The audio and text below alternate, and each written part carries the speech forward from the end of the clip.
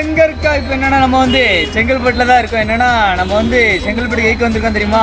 இது வந்து நம்ம செங்கல்பட்டு பஸ் ஸ்டாண்டு வந்த காரணம் என்னன்னா நம்ம நண்பன் வந்து கடை வந்திருக்கான்.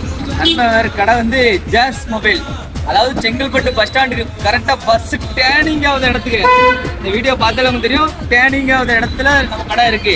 இங்க 1 மணி நேரத்துல டிஸ்பிளே மாத்துறாங்க. எல்லா குவாலிட்டியும் பக்காவா இருக்கும். நீங்க எந்த நாள் பிரச்சனையே இல்லை.